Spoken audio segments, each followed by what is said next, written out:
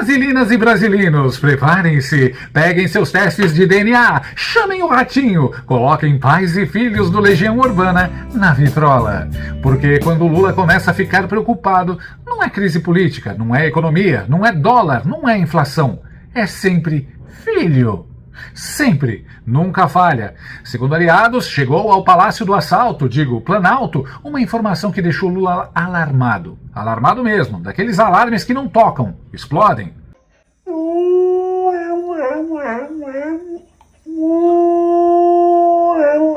O motivo? O relator do escândalo do INSS no Supremo, o ministro André Mendonça, teria cobrado a Polícia Federal sobre uma suposta inércia nas investigações contra ele.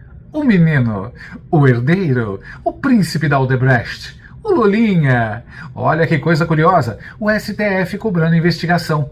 Deve ter sido erro de digitação. Alguém esqueceu de colocar engavetar no lugar de apurar.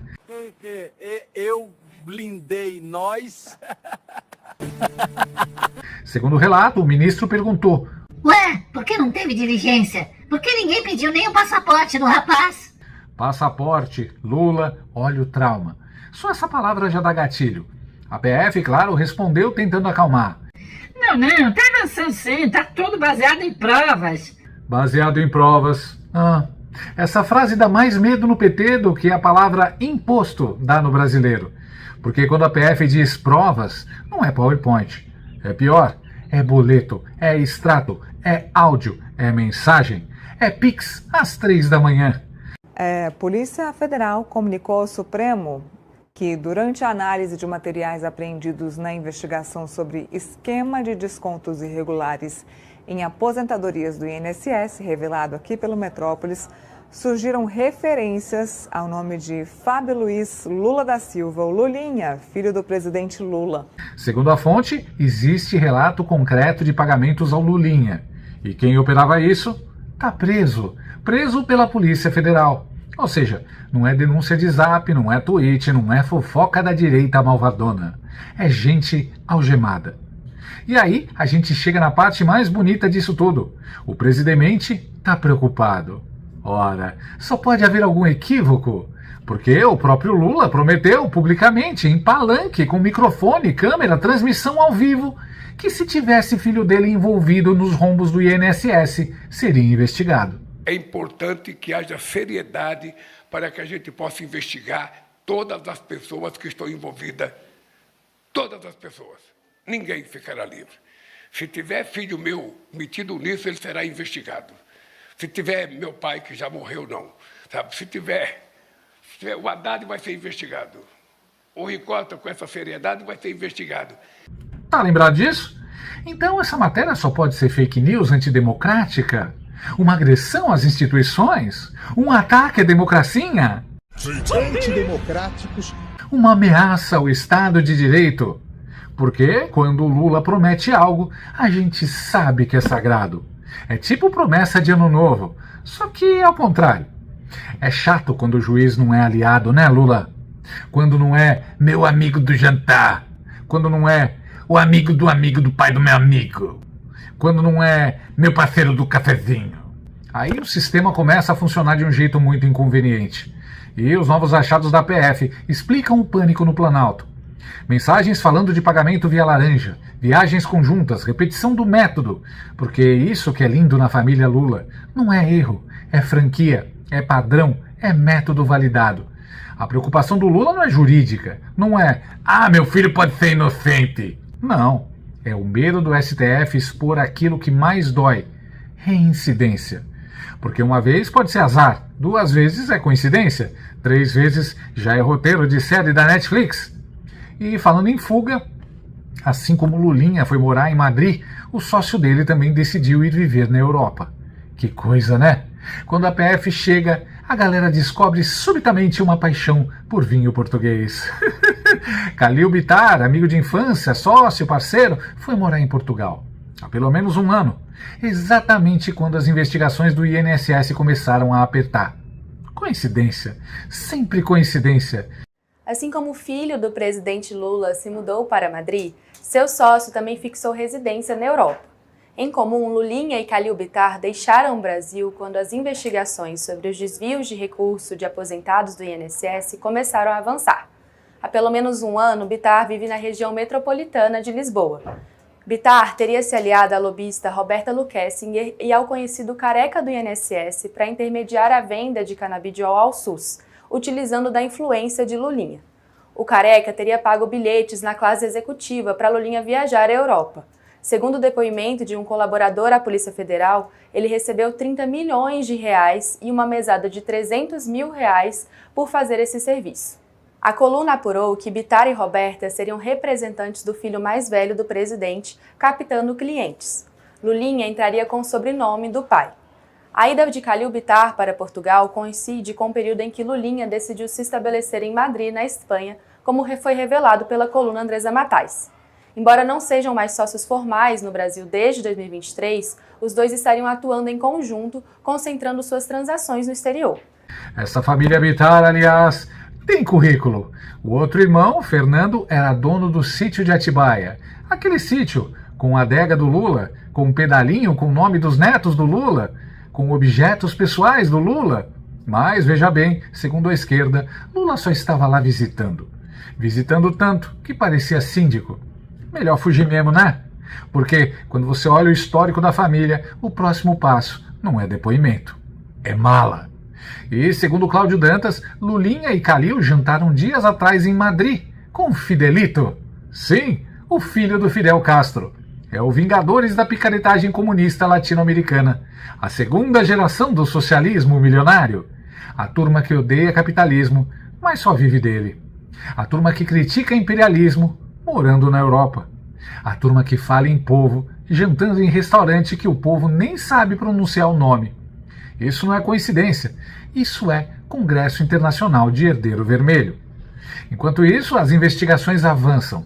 Khalil teria se aliado a uma lobista, Roberta Lucchesinger, e ao famoso careca do INSS, que é um apelido maravilhoso. No Bananil, todo escândalo tem um personagem com nome de vilão de novela. Careca do INSS, doleiro operador laranja testa de ferro. Parece elenco de Cidade Alerta. Eles teriam tentado intermediar a venda de canabidiol ao SUS. Claro, porque nada grita política pública como maconha, lobby e amigo do filho do presidente. O careca teria pago passagem em classe executiva para o Lulinha viajar para Portugal. Executiva, claro, porque comunista não manda de econômica.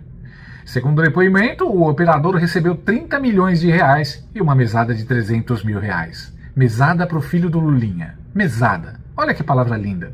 Mesada é coisa de criança. Mas no Bananil, filho de presidente ganha mesada de 300 mil. É o Bolsa Playboy. A coluna da Andresa Matais, no Metrópolis, apurou que Bittar e Roberta representavam o filho do presidente, captando clientes.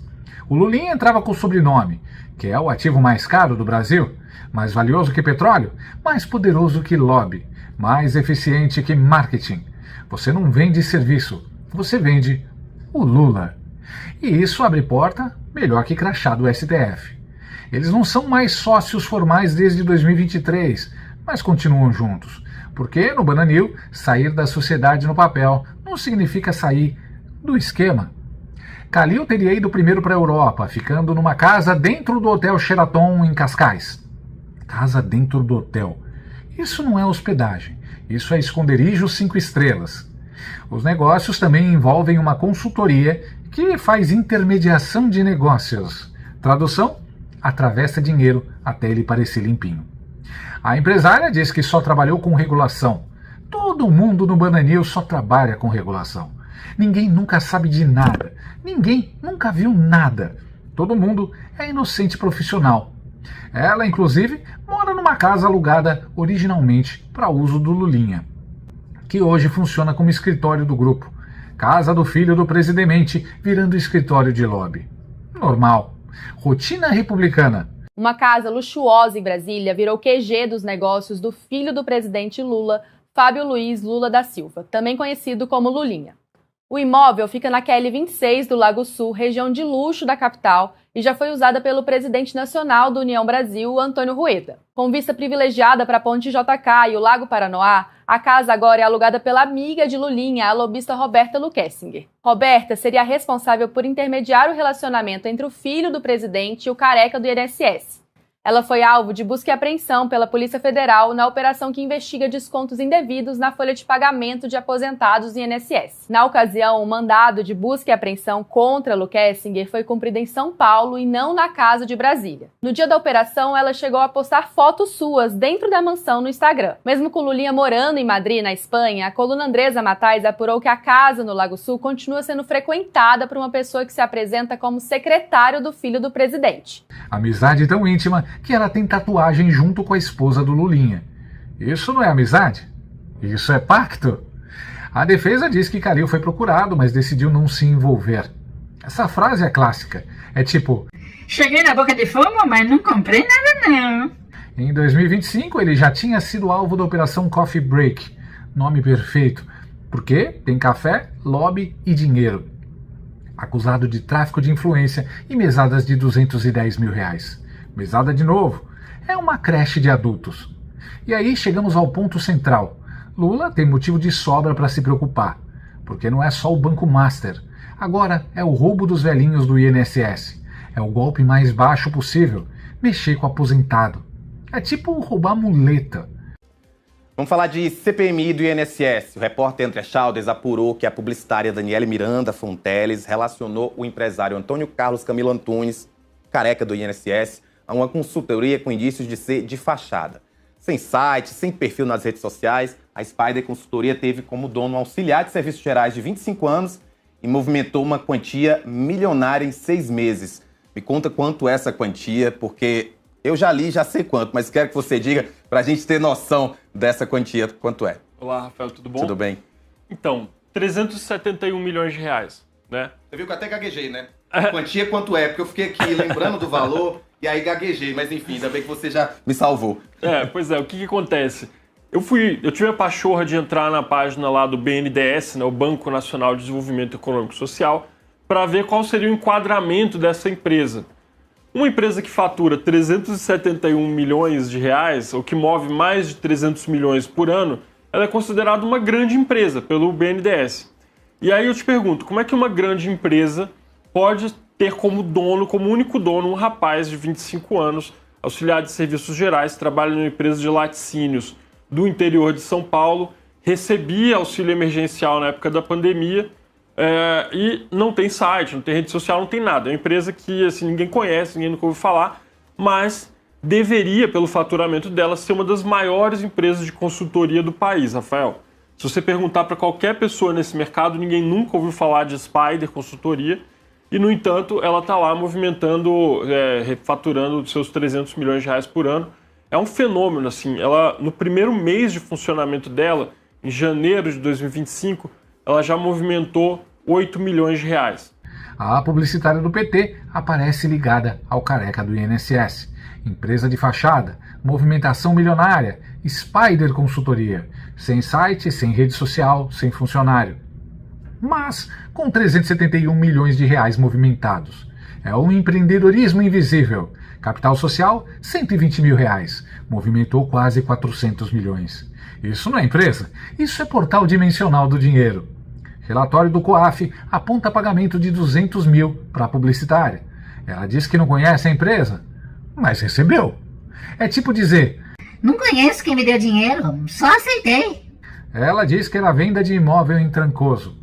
Sempre Trancoso. Todo escândalo brasileiro termina em Trancoso. É tipo Nárnia da corrupção.